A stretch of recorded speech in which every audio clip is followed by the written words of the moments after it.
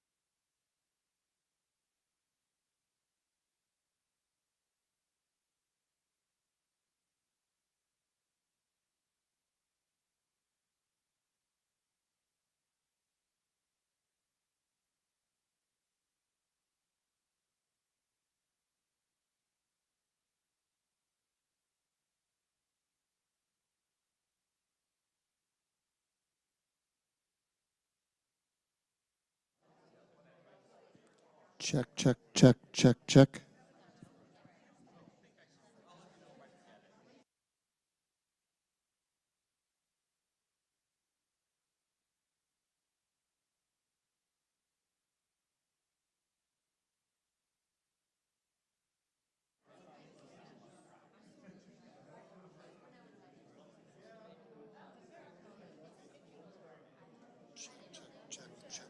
Check, check.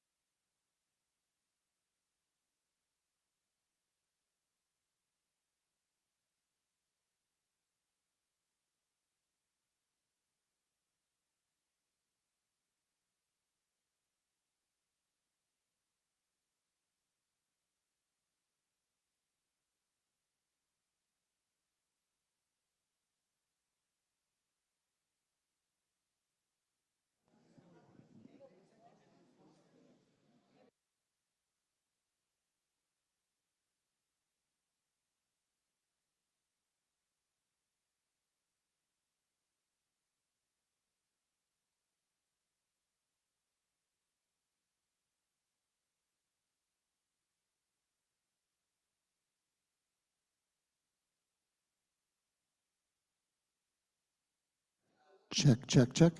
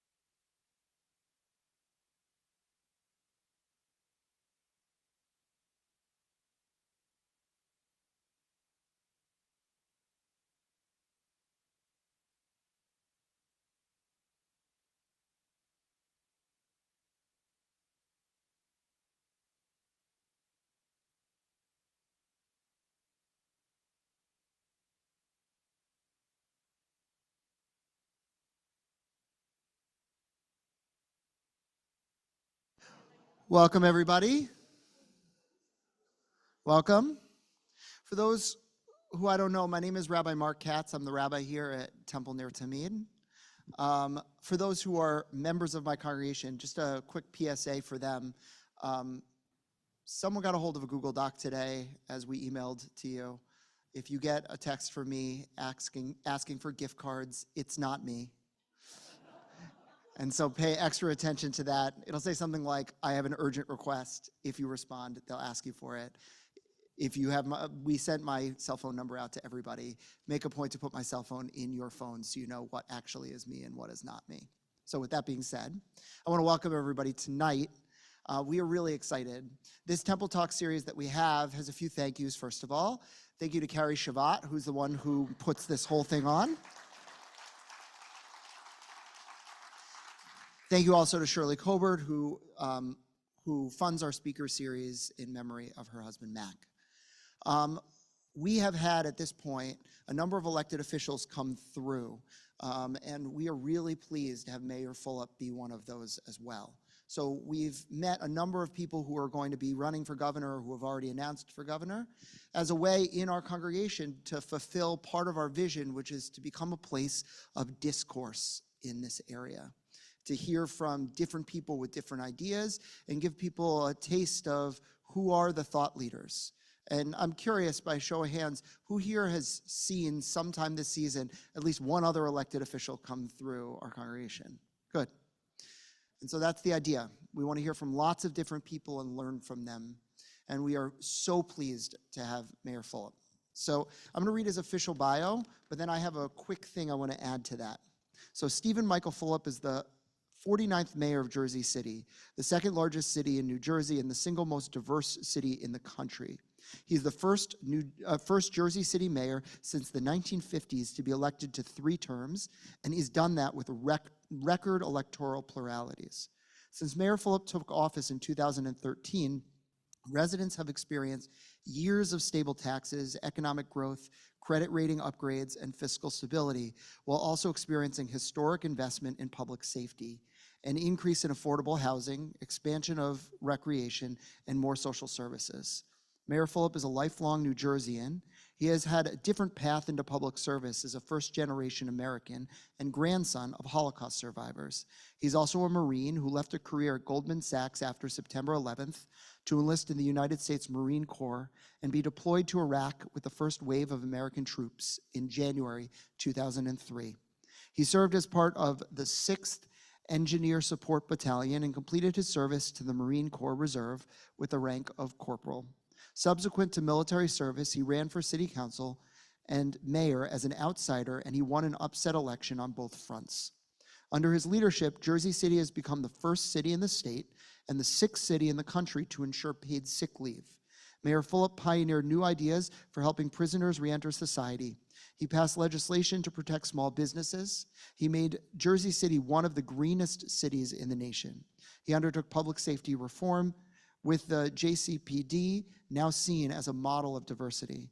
And Mayor Fulop has led the city to record economic development that's benefited families of all income levels. So in addition to that, I want to add his connection to our congregation. I don't think Kendra Greenberg is here tonight. Her son is graduating in a few days. But a number of years ago, to have a symbolic wedding, since gay marriage was not legal in New Jersey. And so she set everything up and they were going to meet with him. And only hours before their wedding was to take place and all of their friends were going to come, New Jersey legalized gay marriage, which meant that Cantor Greenberg and Leora were the first or among the first New Jerseyans to be married legally in New Jersey by Mayor Fulop.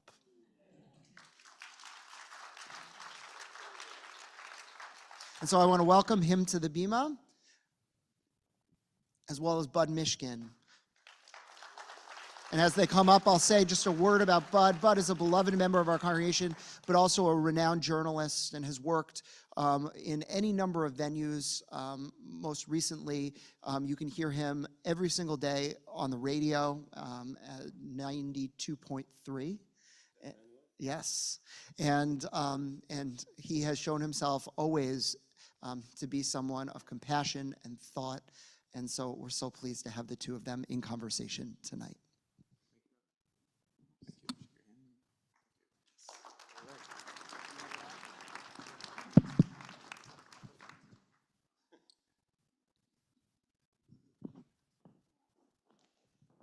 Mr. Mayor, welcome. Thank you for having me. Okay, it is on. Excellent. Welcome to the best, the smartest, the funniest synagogue in the Garden State. And because I am here, I will agree with all of that. Well, and also, I'm a journalist, so I try and deal with fact, not opinion. Obviously. But it is a wonderful place and a very thoughtful place. And the notion of learning and asking questions and wondering about those questions and answers, it's always a place of great thought, and has been for many, many years.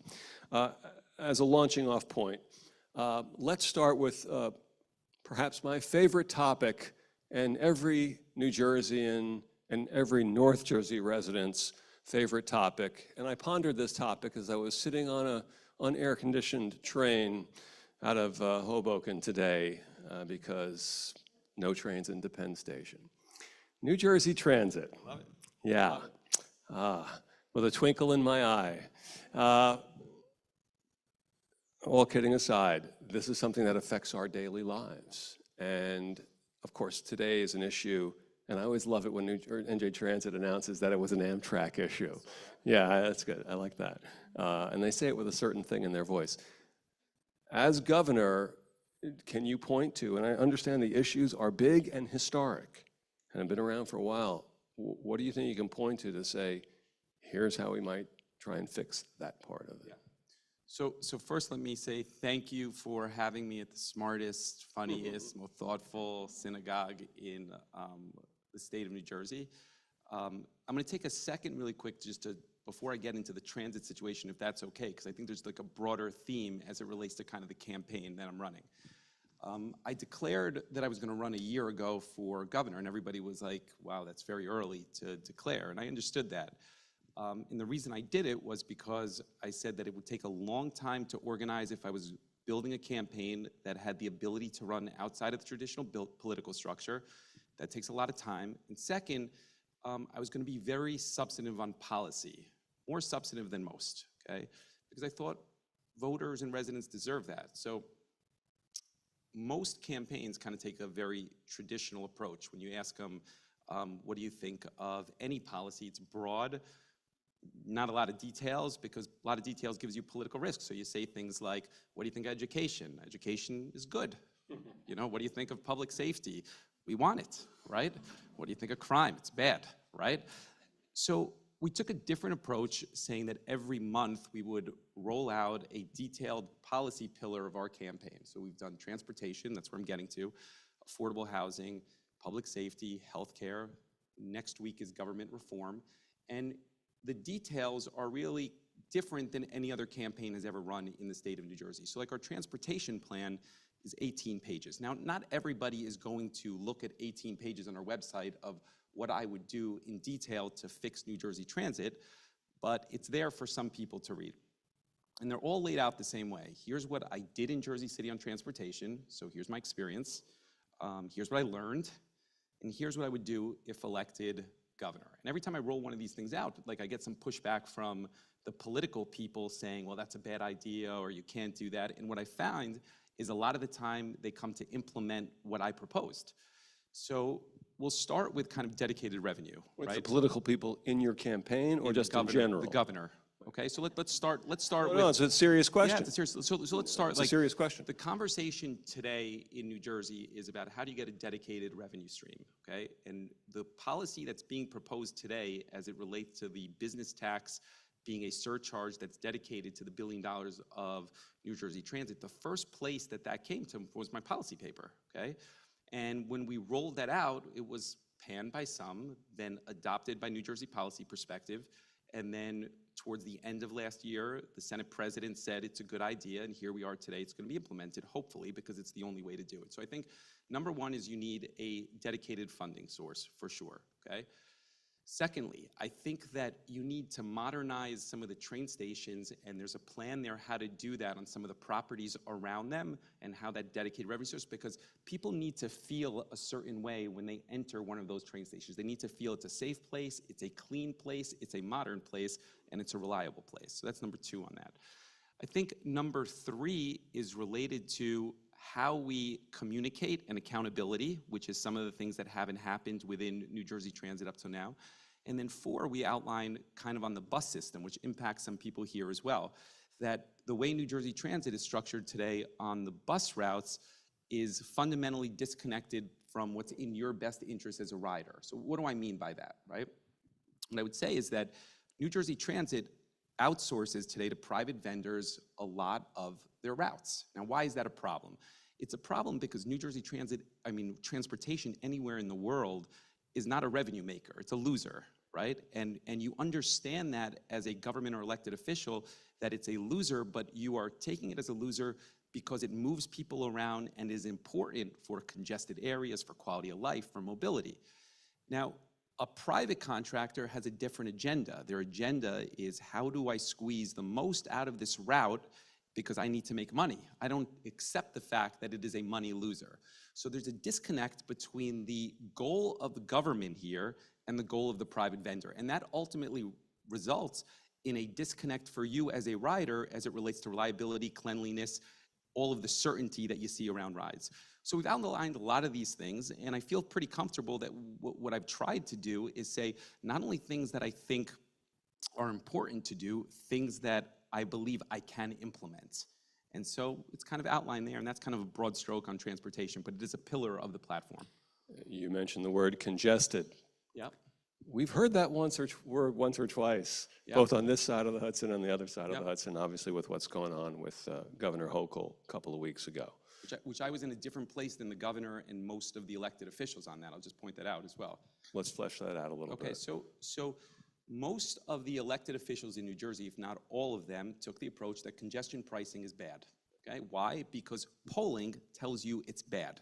Okay, but if you take a step back, okay, and you actually think about it, if you are looking at what is right for the environment, what is right for a congested state, okay, how do you get people to rely more on mass transit?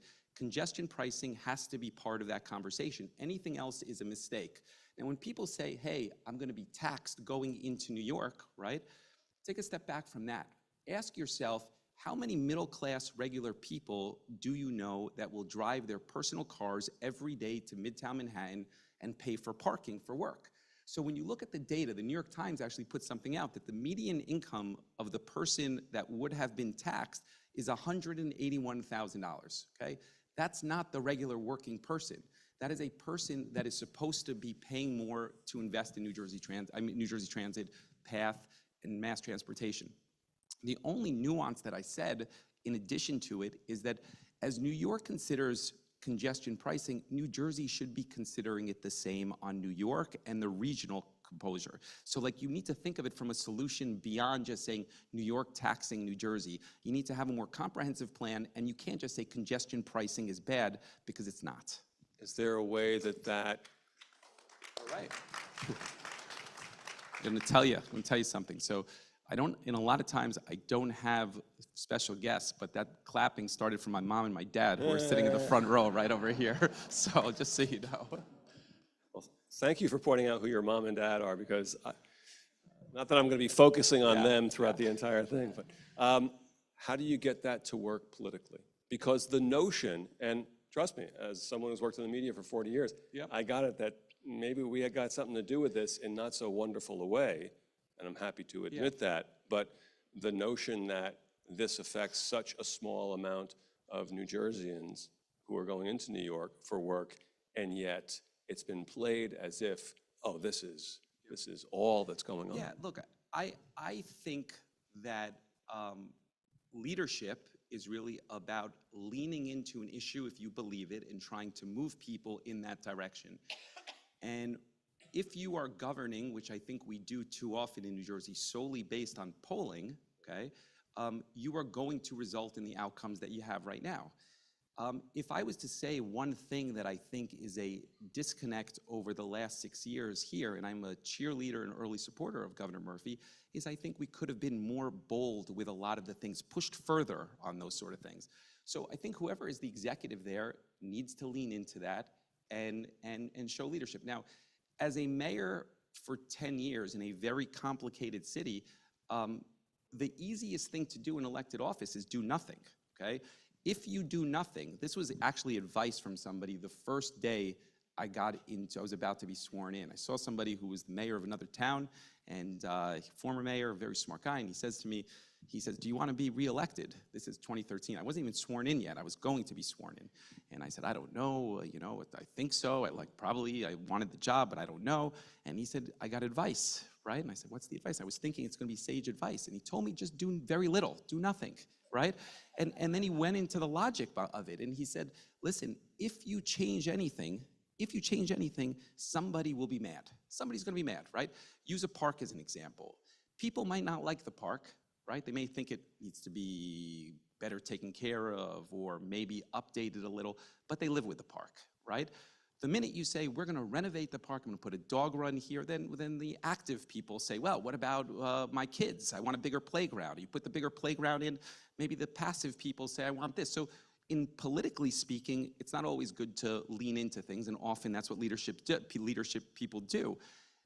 I think in Jersey City, I mean, I have the scars for it, but like we have a very strong track record of leaning into things that aren't always politically popular. And ultimately, I think when we move past them, people tend to accept them as a good thing. I think it's safe to say in this synagogue, certainly during this spring semester, the student encampments on college campuses and how they were being responded to, I won't say it for everybody in the synagogue, there's that story and then there's everything else, and how is it happening and what is free speech and what is anti-Semitism. If you're the governor and you see what was happening at Rutgers State University, how did you look at how that unfolded and what might have been done differently? Yeah, so a good starting point is a little perspective on my history. In your intro, you said that I come from a family of Holocaust survivors. So my family's from Eastern Europe. 35 of my immediate family members were taken to Auschwitz, including my grandmother, my mom's sister, and 7 survived, okay? They immigrated to this country largely because of what they believe here, and I went to an Orthodox yeshiva growing up. Orthodox. It was a very scarring experience, Mom. I'm not gonna lie to you. But now we're getting to the good stuff. But it was close to our house, Rabbi Pesach Raymond Yeshiva in Highland Park, and my parents thought it was important to have a Jewish education. I went there till 7th grade, then I went to Solomon Schechter till 10th grade, and then I went to public school for the last 2 years. So I'm like moving in the wrong direction by Judaism, clearly. But why do I say that? And my father served in the 6-Day War, and he was a Golani, okay? So why do I say that? So clearly, our ties to Judaism are important. That said, I've tried my best over the last little less than a year to be fair and reasonable in how I approach Jersey City on the diverse community and the conversation. I mean, you said earlier we have the most diverse city in the country. It's true. We have a huge Muslim community, which are huge supporters of me. And my job is generally not weighing in on federal issues. I'm going to talk about the encampment in 1 second because it is more local. But my job is paving streets, public safety, fire, and it's important for people to have trust in me in that job that I'm an honest broker.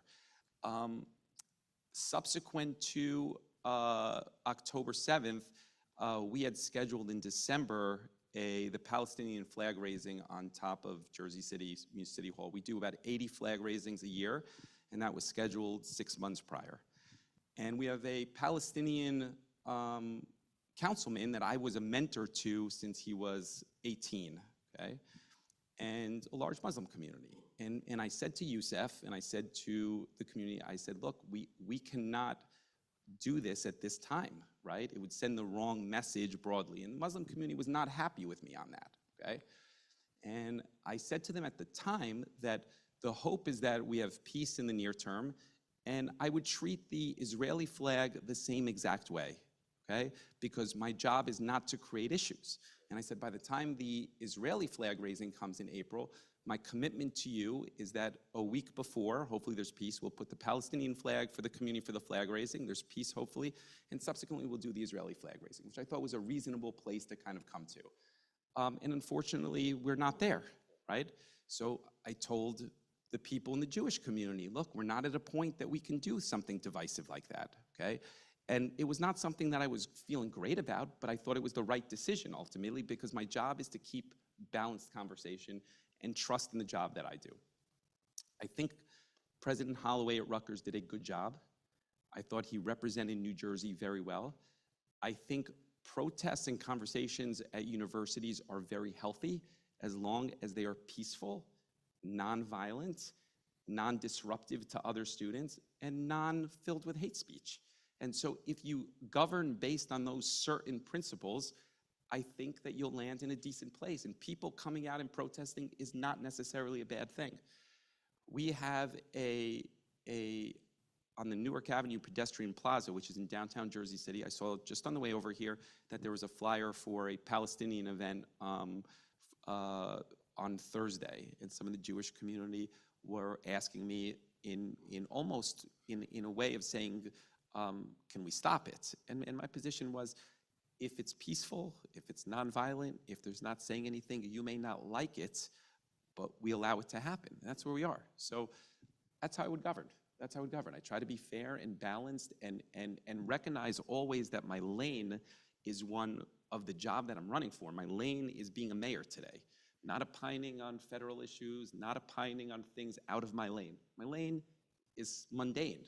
It's garbage, it's parks, it's police, and I try to stay to that. And the lane, if you were governor, Would be broader because it would be broader because of things like the protests and that sort of stuff. And I told you how I would approach that sort of thing, but it still wouldn't be something where sometimes where we see the press releases coming out of Trenton opining on federal issues all the time. I don't think necessarily that's what people want from me in that job that I'm running for. is there a I could be wrong about that, but I feel like that is generally, people hire me for a job. In this situation, I'm running to fix New Jersey Transit, to help with housing, to help with taxes, got plans on how I'm gonna do that. I feel like I can execute them.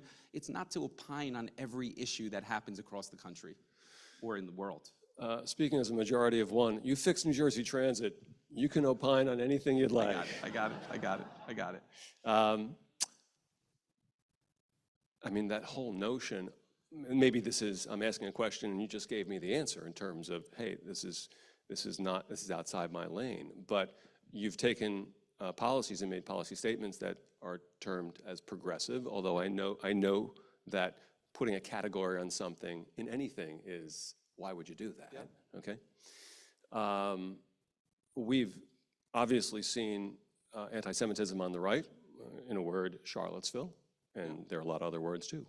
On the progressive side, do you have an antennae for what you think is, okay, that's free speech, that's anti-Semitic? I don't have an exact definition. I think I know it when I hear it and I see it. And look, I mean, I'm conscious of it. I have 3 little kids. I have a 5-year-old, a 3-year-old, and a 7-month-old, right? And so I want them to live in a world that with the same values that I do. I'm conscious of what type of community they have, that if anti-Semitism exists, I'm aggressive on it. I don't have a specific definition, and I think it's really hard to do that. I mean, we get into this conversation. I know that there's votes down in Washington and whatnot on how do we define this and how do we define that. And I think that's sometimes counterproductive because what you include and what you don't include, the argument ends up being around that ultimately. But I think common sense people generally know when there is a hate-filled mob looking for violence versus a peaceful protest. I think people know the distinction. You could see it, you can feel it, and there isn't an exact way to define it. I want people to get to know you a little bit more, as you mentioned, grandson of Holocaust survivors and the son of immigrants. In your home growing up, is that spoken or unspoken, the lessons from both of those, from the lessons of the Holocaust and the lessons of being the son of immigrants? Well, the Holocaust component is more because my family thought it was important to instill Jewish values in me and that I understand my history. My grandmother didn't really speak much about her experience in Auschwitz. The only time I ever heard her speak was when the Steven Spielberg Foundation did a filming of survivors because they were going to pass soon, and my grandmother took a lot of time to tell that story in a very personal way, which I'm thankful for because those are now documented. On the immigration front, it's absolutely. I mean, my mom's profession was in immigration services business, helping other people in Newark get immigration. Growing up in my household, they spoke Hungarian, okay? And my father, they speak Hungarian and Romanian. Now, however, with that said, you know, I had two brothers, one passed away. My older brother was Dan, I'm Steve, and my younger brother is Rich. So my parents really wanted us to try to be as American as possible, right? So while we were immigrants, they also certainly wanted us to be part of what we're here because they came to this country for the beliefs that all of this stuff has. So that's kind of the background. So it was part of my life, and our community is immigrants because their friends are all immigrants. So that was kind of how it was growing up. Dan, Rich, and Steve, not Romanian names apparently, huh? Yeah, right. Yeah. Where were you on 9/11? So I was working at Goldman Sachs. Don't judge me. Every governor seems that they have this background. People actually mention that to me, and I say it's a very different situation. So I graduated college, and I went into the analyst program, which is a very prestigious thing at a college to get accepted into this analyst program and then the associate program. So it's 99 to 2001. And when people equate me to Phil Murphy or John Corzine, I tell them, you just look at my bank account, it is very different. The reality is that, I mean, when you look at the hierarchy of Goldman, I was there for 2 years at a very entry-level position, you know, like the entry-level position. 9/11, I'm in Lower Manhattan working at One New York Plaza. It's 2 blocks away. I took the path in from Jersey City. I would go there every day for the morning call. I was on the trading desk. And you could feel the building shake. It impacted everybody in different ways. I mean, we evacuated, obviously, the building, and it really caused me to reflect a little bit on what's important to me. I told my parents and my managers at Goldman that I was going to leave and enlist in the Marine Corps. And you can imagine how they felt. They were immigrant parents, that their kids were on good trajectories with good jobs. And I was saying I was going to go to Parris Island on the enlisted side, not on the officer side, to actually do that sort of work. And Goldman never had somebody do that before, right? So it was a weird thing for them. And I did it because I really believed it was a kind of a partial payment for citizenship. That's kind of like how I felt at that time. And so I was in 9/11 and Lower Manhattan. It changed the trajectory of my life. I enlisted, went to Parris Island, and then I was with that first wave of troops in Iraq. And for you, was it a slam dunk almost immediately in terms of thinking to do it, or did you wrestle with it a little bit? I didn't know anything about the military because that's really not how like we grew up, right? So, you know, for me, it was like really those, after 9/11, it was exploring what is the Navy's rules, what is the Army's rules, like how does it work, how long is boot camp, who gets deployed. I remember like the Marine Corps example, like I didn't like that they were gonna shave my head. I remember saying that to the guy and he was like, well, that's just the way it works, right? And I was like, okay. That's not an option. Yeah, right. But so I didn't know. I explored it, and then I told them that I was going to leave Goldman. I went to Parris Island for a couple months, then Marine Corps combat training for a couple months. Then I was a part of like combat engineers doing bulk fuel, and we learned that specialty. Then, and it was the time when George Bush was on TV almost every day saying, you know, we're going to smoke them out, we're going to get those guys. So I knew I was going to be deployed, and I went to my reserve duty one day, and they were asking a lot of weird questions, like, you know, about vaccinations, about do you rent, do you own, how many kids do you have, et cetera. So you knew that like it was imminent, and then they just got us together on that Saturday, and they said you could go home till Tuesday to return back here, go get your will, your power of attorney, and we're leaving on Tuesday. And my parents have a house in the Poconos, so I drove from Delaware, where I was, back to their house to tell them in person. And my mom, I mean, they would never let you leave early the Marine Corps unless something was happening. So she saw me when I came in, like 2 a.m. or whatever, and they knew immediately that I was going to be deployed.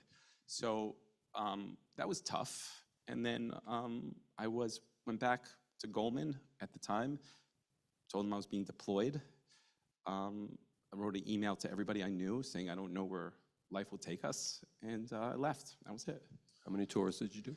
I did one 6.5 months in Iraq. So we started in Kuwait, and we got there in February, if I remember correct. And then shock and awe was, as you guys saw it on TV, was somewhere around like March 15th, 17th. And then we crossed the next day. Like, I didn't know that you guys had all access to that information and that visibility at the time. We had reporters embedded with us for sure, but I didn't know that the visibility that you all had. But yeah, we went all the way up to Baghdad in that first wave, and then back to Kuwait, and then back to Camp Pendleton in California, and then they slowly released us. Are there lessons from that experience, or what are the lessons of that experience that you can point to that you think have informed how you've been as a mayor of Jersey City and the run for the governor? Had I not made that decision to enlist in the military, I would never be here today, is the truth. When I came back, could I just digress for a second? When I came back from Iraq, the mayor at the time was a guy by the name of Glenn Cunningham, who's the first African-American mayor of Jersey City, and a very prominent guy.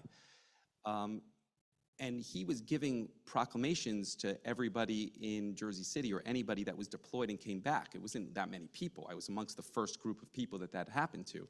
So we'd come to City Hall, and we got along great personally, and he was very fascinated with the fact that somebody would leave a job at Goldman to enlist in the Marine Corps.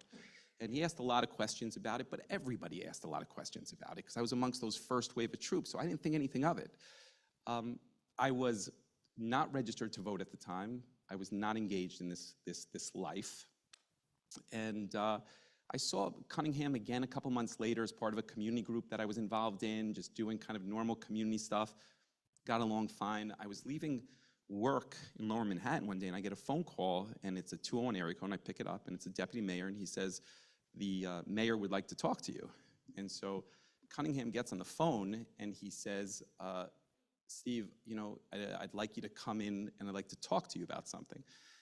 And I called the week earlier. I was the guy who called a week earlier about parking issues in my block. So like, God is my witness. I thought he was calling about that.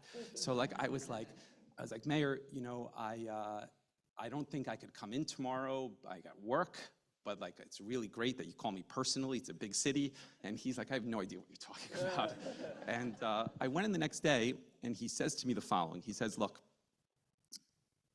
this coming June primary, so it was almost 20 years ago, maybe 20 years ago now, he says, this coming June primary, Bob Menendez is going to run a slate of candidates in Hudson County. He was the congressman at the time, so he's going to run a slate of candidates, and he's going to run somebody for clerk and county committee and the entire slate. And Cunningham says, we're going to run entire slate of people, somebody for Congress, somebody for county clerk, somebody for county committee underneath. And I didn't know any of this stuff. Like, I didn't know what a county committee was. I didn't know what the slate was. I didn't know what the line, I didn't know anything, right? So he says, what I'm gonna tell you might sound very strange, okay, but I want you to hear me out on it. And he says, look, generally the rules in the way the political stuff works on the electoral side is people lose before they win, whether you're Bill Clinton or George Bush or whatever. Generally people lose before they win. I said, okay. And he says, and they start relatively young and they grow. It takes time. I said, okay. So I see he's starting to pitch me on something, and I already was like in Iraq recently, so like I wasn't trying to get involved in anything else. And he says, what I'd like you to do is I'd like you to run for Congress against Bob Menendez. And yeah, and I said, I had the same reaction you did, as a matter of fact. And I said, okay, like, can you repeat that? And he says again, and then I left, and I leave City Hall, and I call my parents, call my friends, and I told everybody the same story. I told them what I just told you, essentially. I said, I just had this crazy experience. I was at City Hall meeting with the mayor. Why were you meeting with the mayor? That's not even the part of the story I'm talking about. And then I told him that, he told me he wants me to run for Congress against Bob Menendez. And everybody had the same reaction. Everybody. They're like, are you sure that's what he said? And I was like, yeah, I'm telling you. And so I called him the next day, and I said to him, I'm going to do it, right? And I registered. That's when I registered. And I said I was going to do it because I really thought it was like a once-in-a-lifetime opportunity at that point. I thought I would tell my grandkids that I ran for Congress, you know? And that was my first foray into Bob Menendez. I like to tell people now that I told you in 2004 about this guy. But anyway, so I ran. Cunningham had a heart attack a week before the election, died. It was a big story. And I was probably the only person in the state that thought I was going to win, just because I didn't know anything, right? And so I got like 12% of the vote, you know. And but what it did do is it kind of sparked this interest in public service and recognizing that, you know, people need help and you could impact them in a good way and all of that stuff. And so I ran for council, and then one thing led to another, and that's how I got here. One more thing, and then we're going to bring Rabbi Katz back up, and that is, you've talked a lot about the way we elect or nominate people in New Jersey, and the whole notion of county leaders and the line issue. And so my question is, what do you think government reform looks like at its ideal, and how do you propose we get there? I mean, look, I think that we're going to put a lot of this stuff out next week, but I think that it is beyond just the county line. The county line is part of that process. The county line, for those that you aren't familiar with it, is a process that you go into the booth thinking that it's a democratic process and you're going to elect whoever you want in New Jersey, the best candidate, and you don't realize that the deck is stacked in a way, the way the ballot's laid out, that it's very, very difficult to pick anybody other than the pre-chosen candidates by a very small group of people. And litigation has changed that this year. I'm happy and proud that prior to even any of this, I was asked and I said the right thing. Despite the fact having support of some of those people, I said the county line is wrong, it should be changed. And I was on the right side. I got a lot of pushback for that, but I said what I thought was the truth. Pushback in the sense of? Because I'm running for governor, and I'm running in a lane that has been untested, okay? So I'm doing it outside of the traditional political structure. I've chosen that because I really believe that if you're going to change New Jersey, you need to be willing to change some of the structural things that are wrong. And so at that point, play people like the Hudson County chairman. Hudson County in the Democratic primary is hugely important. It is a huge Democratic base, and they were publicly with me at that time. And I'm the guy saying that the system is wrong at that point. And so you could imagine the pushback, and some people in the political world were like, well, why would you say that? And I was like, well, I'm actually running with no fallback plan. I could run for mayor again next year if I want to. There's no hedge. I'm all in on this. And I'm going to run the campaign that I want to run, organizing grassroots and change the system. Government reform impacts you because it affects your affordability, it affects your efficiency, it affects your transparency, things that are beyond the county line, how your government is delivered. I mean, when you have a small group of chair people that have influence over your elected officials and conflicts of interests that drive their decisions, it impacts you monetarily.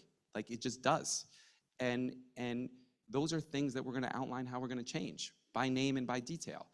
How the budget is introduced. I mean, we're 2 weeks prior to the state budget in a required situation. You have no look into that, right? How do we do that stuff in a timely way? On the municipal front, the budget is introduced, whether it's Montclair or Jersey City or Newark. The council has an extended time to review it. Sometimes maybe it takes a little long, but what that does is allow some degree of accountability. The state doesn't do any of that stuff, okay? And so that stuff impacts you financially, and we're gonna talk about changing that stuff, and people may not like it, but at the end of this gubernatorial run, I will win based on the messaging, or I will lose and know that I did what I believed is correct. Rabbi Katz, why don't you come up and join us?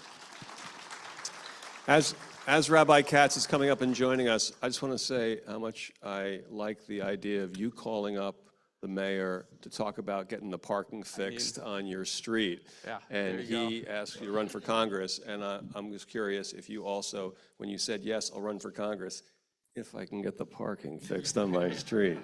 I did not. Yeah, I was confused, to be honest with you. Rabbi. So I want to ask a question. It might feel a little bit out of left field, but we recently had Mayor Baraka up on this Bima. And one of the things that we talked about Mayor Baraka with is the question of Black-Jewish relations and the importance of kind of revitalizing that and not riding on the coattails of the 1960s, but actually trying to build real bridges today. And he joked at the end that he said, are you going to ask Mayor Fulop about this? Yeah. And I mean, the reason we had this conversation with him, of course, is he represents a constituency that's 50% of Black-Jewish relations. You being Jewish also represent a constituency that is 50% of Black-Jewish relations. And so I am curious, what would you do to revitalize that?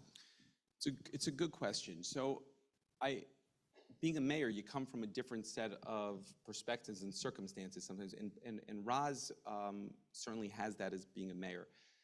The one difference that I would say from my set of experiences is in 2019, there was a mass shooting in Jersey City in targeting an Orthodox community part of the city.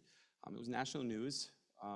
Several Orthodox people died, the police officers died, and it was targeted largely because of the fact that Orthodox Jews were moving into a predominantly poor African American community. And people felt they were getting squeezed out, and that kind of took a life of its own with regards to the sentiment and the hate. In the days after, a member of the Board of in the days after, I'm sorry about that.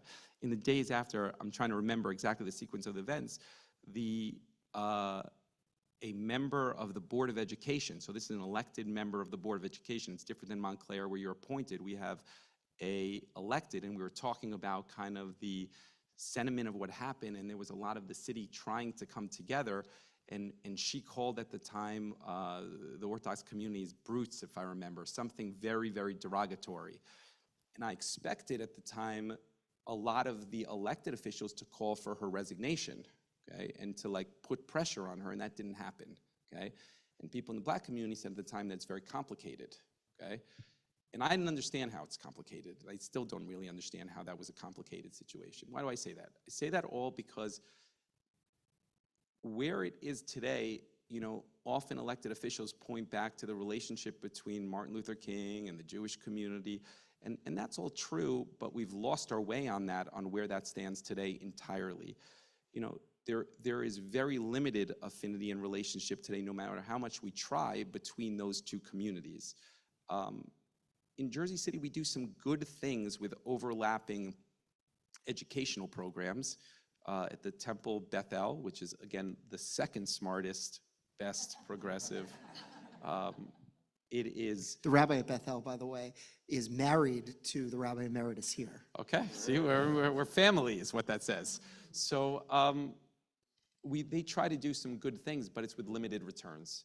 And so what do I say? That I think you really need a larger concerted effort and a national conversation about anti-Semitism, not only targeting the Black community and improving those relationships, because I think if you target them in that way, it sends a message as if they're the only ones that have some degree of anti-Semitism, and that's just not true of where we are today.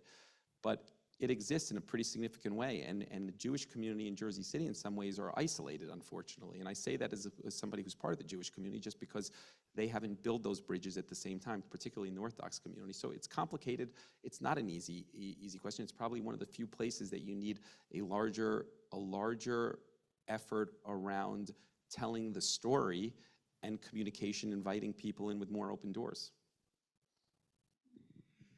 So I want to talk actually about something that happened just this week in the, really in committee in the New Jersey legislature. So let's say you're the governor, and let's say you were the governor this particular week in the Jersey legislature. You mentioned before that the question of how to define anti-Semitism was something that's come up nationally, but ultimately it's coming up in New Jersey too. And there's an effort to push the IHRA definition of anti-Semitism, the International Holocaust Remembrance Association. And it's a very controversial definition of anti-Semitism, though I would say kind of the mainstream Jewish voices are all united behind it. The voices on the left even mainstream Jewish left voices are not, but mainstream centrist and right Jewish voices are. And so it's not an abstract thing. The question is, if this was passed, would you sign it? And, or would you give your stamp of approval as it was going through if it actually comes up for a vote? If it was passed, I'm trying to think from a governing standpoint, you rarely use that veto pen generally when it passes a legislature in both houses through the process. I do think there's importance to respect that to some degree. I haven't read the bill, okay? Generally, like I said earlier, the way that I understand the criticism of it is regarding, and I haven't read it, so I need to kind of dig into it, is around what somebody can say or can't say with regards to Israel in particular and how the certain communities feel about their ability to criticize Israel. I think the ability to criticize Israel is not anti-Semitic. I think that people should have the ability. I think a lot of people love Israel and care for Israel and think that it's important, but they may not like the Israeli leadership. They may not like things that are happening there. So I'd have to probably read a little bit more on how that's defined. But broadly speaking, some parameters around how you define anti-Semitism, I don't think are a bad thing. But I haven't read the bill, so it's hard to opine on it. Yeah, I mean, what's interesting about the IRA definition is, and for those who don't know, it's a very narrow definition, like it's 2 sentences, and then it gives 10 to 15 examples of things that are anti-Semitic, and it's in those examples that are problematic, and it's for me personally, it's less about the words and how the words are used, and sometimes the words can be used as a cudgel to stop free speech, which is a difficult thing. Even though ultimately in a vacuum, many people kind of my ilk support the definition.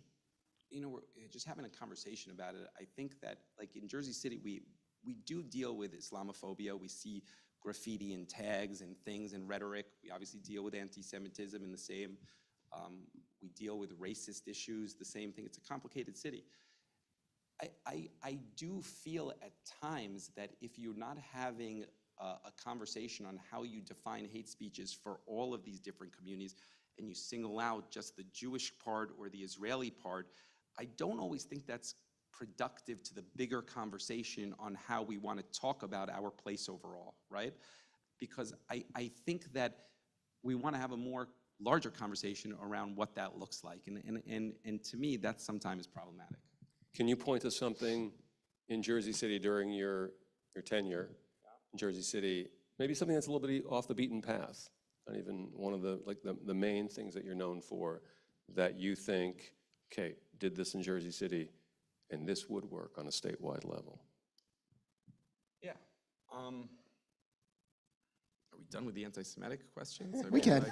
We can move on. Come move up a little bit. From my experience, I'm trying to get to the door. From my experience, we're never done with the anti-Semitism question. Going back to New Jersey Transit, so I'll bring it full circle. We have transit gaps in Jersey City, predominantly minority communities in the south side of Jersey City that don't have access to the PATH or light rail or bus systems. And so we had this idea, our team 4 years ago, to really create a microtransit system that would allow people greater mobility in the south side of the city to solve for the transit deserts.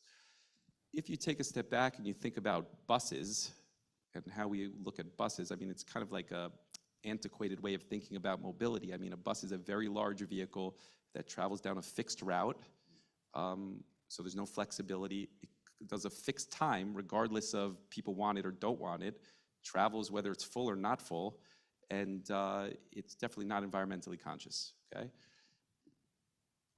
Technology allows you to think of Uber on how it works to create a microtransit system that would recognize that, let's say, the rabbi and I might live in the same geographic area and we're headed to the same direction, and that a car or bus would pick you up in proximity to your home at a time that's convenient, in a location that's convenient for you, and move you towards that destination.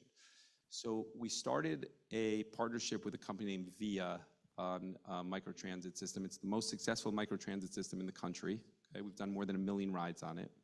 And it's done on an app, how people get the information and 4 or 5 people in a single car going to wherever it is. That can be replicated in any city, and it should be done by New Jersey Transit, not by a private vendor. So that would be an example of something on transportation that we could do, certainly. On affordable housing, I mean, we've built more affordable housing, and we've approved more affordable housing than probably anybody in New Jersey. On housing construction, we've built more than anybody in New Jersey for sure. So I have a lot of familiarity with that, what works at the state, what doesn't work in the state, and I think a lot of those lessons I could take and actually implement at the statewide level. So I have actually a selfish question. One of the infrastructure projects that I'm the most excited about is that train track that is right next to my house in Montclair that's going to go to Jersey City. I think it's called the Greenway, right? Yeah. And I'm curious, what do you think? And what would you do to speed things up? Because I really want to take my kids for ice cream in Jersey City. We have in Jersey City the largest, and we started it, the largest bike share program in the state. It's one of the larger ones in the country. We have one of the largest protected bike lane systems in the state of New Jersey or anywhere. We've got 23 miles now, all built by us.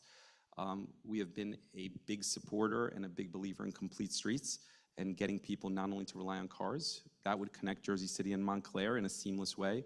I was an early supporter of that. I continue to be an advocate for it. And if elected governor, I would hope to complete it. Any questions? So during your tenure, I'm just thinking about this now, based on your story from before, you're now the guy that gets the questions from the person saying, hey, there's a parking situation on my street. It's weird how the world works. Yeah. Have you called anybody back and told them to run for Congress? No. I mean, I feel like a lot of the elected officials that are in Jersey City today, you know, are people that I've been able to build a relationship with, and maybe they weren't involved prior. Most of them were not, okay? And they're just people that have been smart, capable, and I've tried to encourage them to run. So if you think about both the assembly people from Jersey City, that's the background. Most of the council people were not in elected office prior to me. And I think the city has moved in a good direction because of a lot of that stuff. So I think in my own sort of way, I've tried to encourage people. And like I said earlier, I've tried my best to be a mentor to younger people that are aspiring for elected office. The current councilman there, I was a mentor to him since he was 17. It just so happens to be that now he's there. But I think I have a pretty good track record on that sort of stuff. Is the reputation of New Jersey politics for years, there's some history there. And it's not so wonderful history as a full contact sport. And I don't think it's going to be lessened by the Norcross indictment this week in South Jersey. You've been at this public service for a while, but in running for governor, is there some, all right, we got to talk about this. This is, and not in terms of importance, because what you're doing for the people of Jersey City is incredibly important, but now we're talking on a statewide level. For you personally, did it take all right, am I going to do this? Meaning what? I don't Meaning in the sense of this now takes it greater attention, if it's successful, certainly, and on all that meaning that how it manifests works with itself both personally and professionally. I mean, because it's the nature of how complicated, or the nature because if you're running for mayor of Jersey City, which again, of course, incredibly important to Jersey City, now you're running for the governor of New Jersey, and it's more attention, it's more press. Well, let me say this, okay? True, partially, okay? And I say this all the time. When somebody says to me, well, he has this, he has that, or maybe something's going to come out, he's from Hudson County, he's been accused of that. That wasn't the intent of the question. Right. No, seriously, that was not the intent of the question. It's the intent of the question of, in any field, if you're going from to the next level. Yeah. Okay. So on this media component, because we have the Jersey Journal, which is part of NJ.com, and like Essex County doesn't have that. You just have the Star Ledger now, because the smaller properties have been folded into the Star Ledger. In Hudson, that isn't the way it works. So we have Jersey Journal, which for 10 years has been assigned to covering predominantly Jersey City. It's predominantly me, okay? So you have some of the press here today. You know, I'm here, they came along.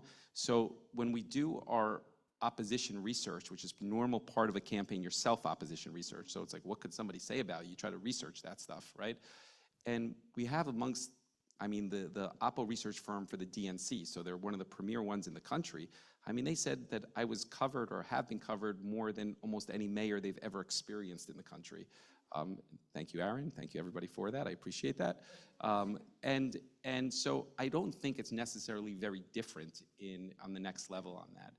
On time, you know, Jersey City is a complicated place, and every day I am out there trying my best to do things locally. I get home late. I try to find time with my kids in between the day, and I don't think that's going to change that much, you know. So I don't think it's going to be hugely different, and I'm excited to see where it goes.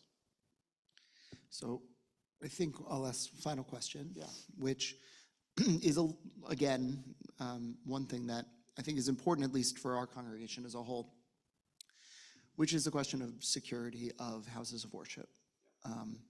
So as you probably know, our congregation, a year and a bit ago, there was an attempted firebombing. Somebody threw a Molotov cocktail. And although we've gotten a tremendous amount of federal funding from the Department of Homeland Security, there is a place for the state in trying to help houses of worship feel more safe. And I'm curious what you think of the place of the state in doing that and how you might keep that in mind, not just, by the way, for the Jewish community, but other houses of worship that are also targeted. I remember talking to a friend of mine who, you know, was bemoaning the fact, their rabbi, that, you know, churches are newly installing for the first time locks on their door, and like we have an armed guard every time that we're here. Yeah. I mean, it's sad that we live in that world, but it's a reality. I think the state definitely has a role in allocating dollars to municipal governments towards this.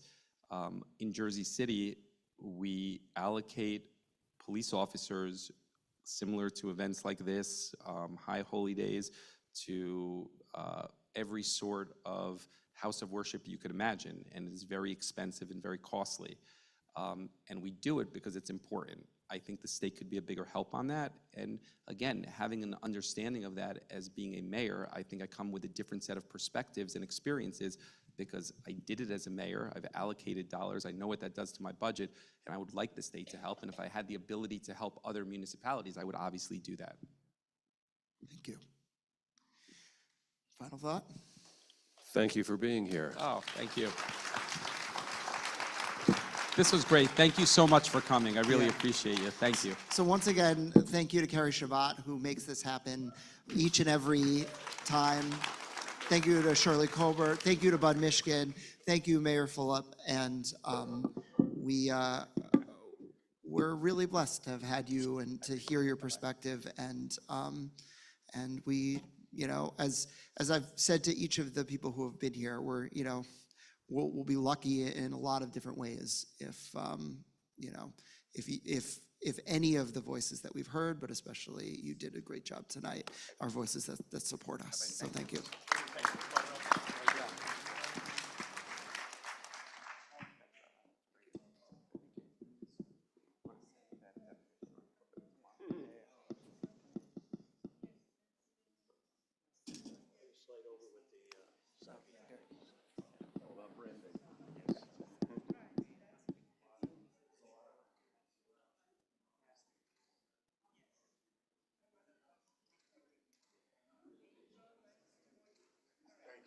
I'm going to thank